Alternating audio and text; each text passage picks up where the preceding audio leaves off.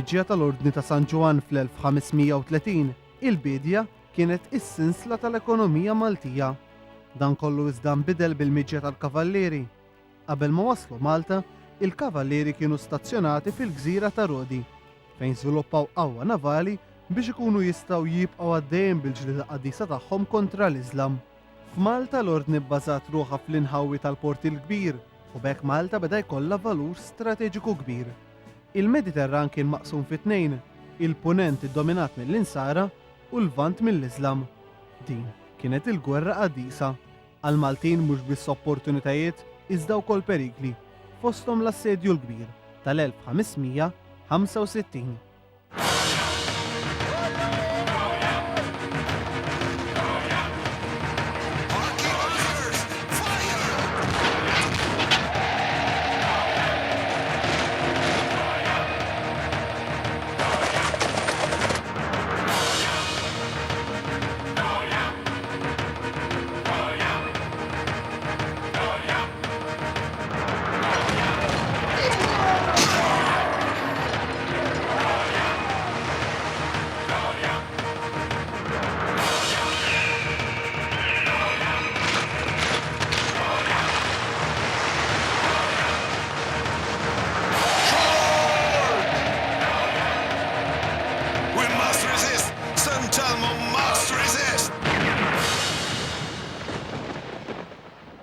Fil-kważi 270 sena li damet fostna l-Ordni għamlet investimenti kbar fuq il-fortifikazzjonijiet għaliex Malta kienet saret fortizza u bażi navali. Dawn l-iżviluppi ħolqu xogħol ġdid tal-Maltin li iktar ma bdew jgħaddu snin, iktar bdew jortu lejxin tagħhom mal-esiġenzi tal-ħakkim barrani. L-Ingliżi bħal taħt kull ħakkim ieħor id-drittijiet politiċi tal-Maltin u l-Awċin kienu jew ineżistenti inkella limitati ħafna.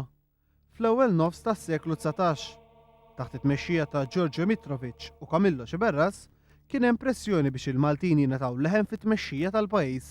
Pressjoni illi waslet biex fl-1835 twaqqaf kunsill tal-gvern, iżda l-gvernatur baqa' jagħmel prattikament dak kollu li jrid.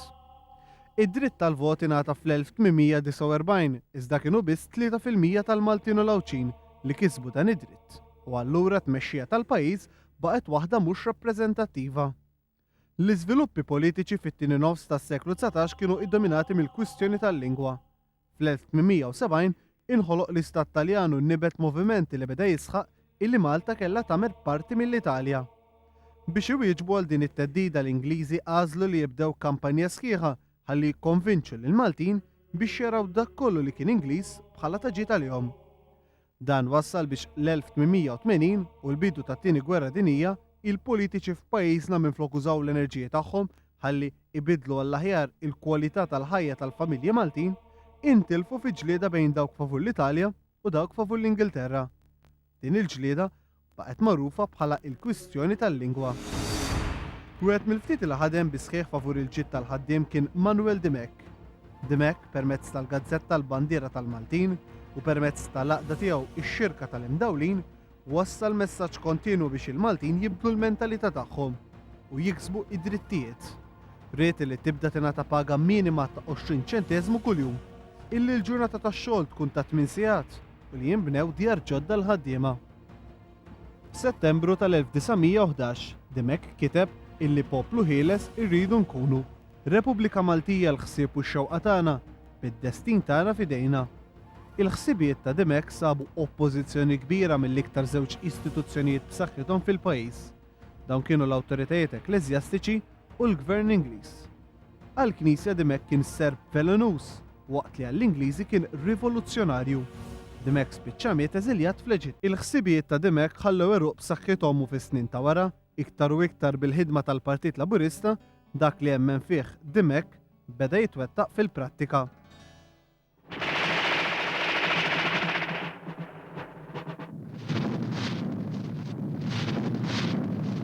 Bejn l-1914 u l-1918, wara snin sħaħ ta' tensjoni u intriċċi diplomatiċi internazzjonali, faqqet l-ewwel gwerra dinjija illi seħħet partikolarment fil-pajjiżi tal-Ewropa.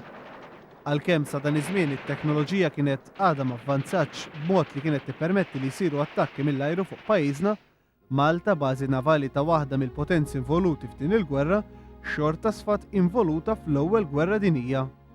Pajjiżna serva bħala star kbir għas-soldati feruti li kienu qed jiġġieldu fil-Mediterran, tant li waqt li fil-bidu tal-gwerra fl-isptarijiet militari kien hemm 318-il sodda, dawn telgħu għal kważi 26,000 sa nofs il-gwerra. F'Malta ġew għall-kura mal-125,000 soldat. Fl-istess ħin eluf ta' Maltin u Awċin marru jiġġieldu mal-qawwiet Ingliżi u mal-500 qatt ma ġew lura.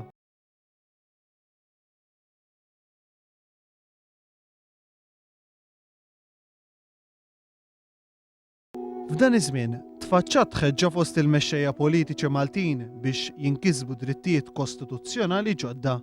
Saru appelli nazzjonali u fi frar tal-1919 iltaqat Assembleja Nazzjonali biex tinkiseb kostituzzjoni xierqa.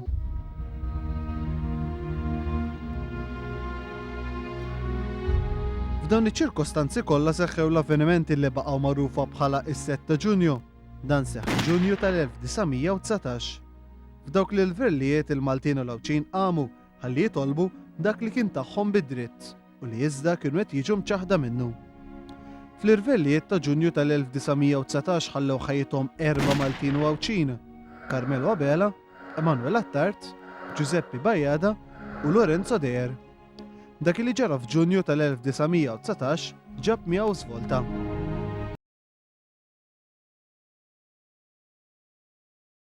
Il-Kostituzzjoni tal-1921 għall-ewwel darba waqfet Assembleja Leġislattiva, illum magħruf il-Parlament. Fl-istess ħin twaqqaf is-Senat li kien jirrappreżenta lil klassijiet privileġġjati.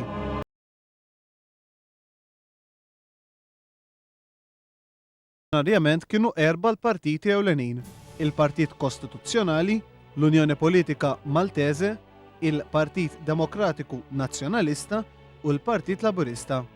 Il-Partit Kostituzzjonali kien bruħu b'ġismu favur l-għaqda mal-Ingilterra, l-Unjoni Politika Maltese u l-Partit Demokratiku Nazzjonalista, għalkemm kienu żewġ partiti separati minn xulxin, kienu jixxieħbu ħafna fit-twemmin nazzjonalista tagħhom, politika favur il-kultura Taljana.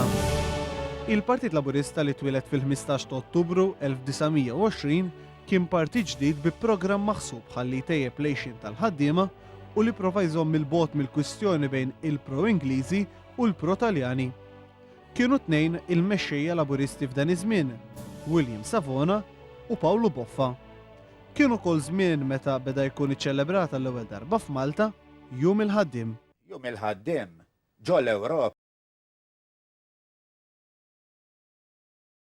Bejn l-1921 u l-1927 pajjiżna kellu gvernijiet nazzjonalisti. Fl-1926 iżda l-Unjoni Politika Maltese u l-Partit Demokratiku Nazzjonalista inaqdu u twaqqaf il-Partit Nazzjonalista, waqt li l-Partit Laburista u l-Partit Kostituzzjonali iffurmaw il-Compact, ftehim li kien jinkludi programm ta' azzjoni f'każ li l-Compact kien jirbaħ l-elezzjoni, ħaġa li fil-fatt seħħet fl-1927. Il-gvern tal-Compact iżda ħabba twiċċu ma' problemi kbar mal-awtoritajiet tal-Knisja. Il-Knisja kienet akkużata li kienet qed tindaħal fil-politika kontra l-gvern tal-Compact, waqt li Strickland kien akkużat li kien antiklerikali. It-tensjoni politika kienet qawwija. Meta qorbot l-elezzjoni tal-1930, il-Knisja ddikjarat li min kien ser jivvota lil tal-Compact kien ser jagħmel dnub mejjed. 22 jum wara sar attentat fuq il-ħajja ta' Strickland b'tiri ta' arma tan-nar. ċirkostanzi fejn il-Maltin u l-Awċin minħabba id-direttiva tal-Knisja ma kellhomx għażla oħra ħlief li jivvutaw lill-Partit Nazzjonalista, li iktar m'għadda żmien iktar beda riesaq l-Italja faxxista ta' Benito Mussolini, l-Ingliżi irtiraw il-Kostituzzjoni tal-1921. Forze armate, popolo sono tutt'uno! E questo popolo italiano è pronto a indossare lo zaino! Min dawn l-avvenimenti kollha l-iktar li ħareġ mid-grupp kien il-Partit Laburista li bejn l-1921 u l-1932 rassiġġiet tiegħu fil-Parlament joqsu minn 7 l 1 tul il-kwistjonijiet kbar ta' tmiem is-snin 20 u l-bidu ta' snin 30 il-pajjiż il-qasam f'żewġ blokki u l-Partit Laburista bħala issieħeb iż-żgħir fuq minn dawk il-blokki beda jitlef l-identità tiegħu. Ġara iżda li dak li l-Partit Nazzjonalista kwista fl-1932 ma damx wisq igawdih. Għall-Ingliżi Gvern Nazzjonalista f'Malta Fortizza kien perikolus iktar u iktar għaliex uħud mill-mexxejja tiegħu kienu jemmnu li Malta kellha tgħaddi taħt l-Italja ta' Mussolini. Den deutschen Menschen erziehen und festigen und auf ihren Schultern tragen. Kienu wkoll żminijiet fejn it-tensjoni politika internazzjonali bdiet tikkarga l-iktar wara li Hitler ħal poter fil-Ġermanja. Unsere Partei gerade 7 Mann hoch war.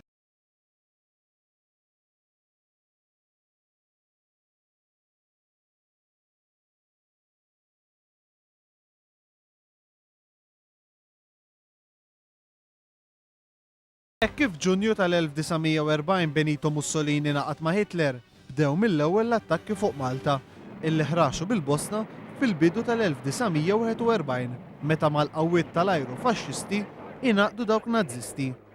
Malta kellha importanza strateġika żewġ naħat fil-gwerra illi kienet għaddejja fl-Afrika ta' fuq.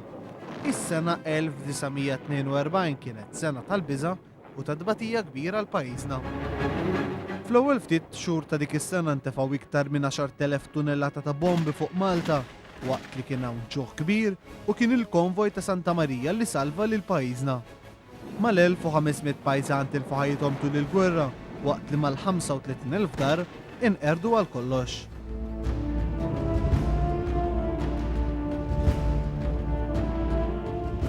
Il-Maltin ingħataw il-George Cross għall-qlubija tagħhom.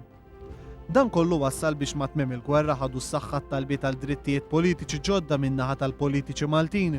Matul il-gwerra mi Gerald Strickland twaqfet il-General Workers Union taħt it-tmexxija ta' Reggie Miller.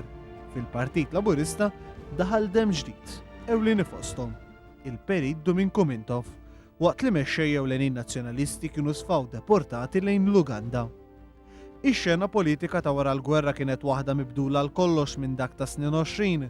F'Settembru tal-1947 pajjiżna nata kostituzzjoni ġdida li fost l-oħrajn neħed minn nofs is-Senat u tat vot lin-nisa. Partit Nazzjonalista kien għadu ma sab saqajh wara tħarbit li għaddew minnu l-mexxejja tiegħu matul il-gwerra. Wara snin sħaħ, l-ewwel Kungress Nazzjonalista iltaqa' xahar biss qabel l-elezzjoni. Il-meetings organizzati mill-Partit Nazzjonalista kienu ftit ħafna. F'din l-elezzjoni, fost il-kandidati nazzjonalisti, kien hemm Dr. George Borch Olivier. Il-Partit Laburista rebaħ l-elezzjoni b'60% tal-voti. Malta kellha l-ewwel gvern Laburista immexxija mit-tabib Paolo Boffa. Il-Partit Laburista eleġġa wkoll l-ewwel mara f'Parlament Malti, Agata Barbara. Xahar wara l-elezzjoni, Don Mintoff inħatar deputat mexxej wara l-inqas paga mal-gvern żdiedet bi 18%. Għaddit il-liġi tal-income tax ħalli l-anzjani li ma kellhom ebda pensjoni dew jirċievu l-pensjoni ta' 60 ċentesmu fil-ġimgħa. Ħidma kbira oħra koordinata mill-Perit Mintoff kienet it-tneħħija tal-kerrijiet fil-Mandraċċ il-Belt Valletta, fejn familji ta' 10 kienu jgħixu f'kamra waħda. Minkejja kollox iżda fih dan il-Kabinett Laburista żviluppa nuqqas taqbil dwar il-mod kif Gvern Laburista kellu jimxi mal-Gvern Ingliż fil-każ tal-Marshall Aid, għajnuna finanzjarja li l-Istati Uniti kienet qed tagħti lil pajjiżi illi batew minħabba l-gwerra.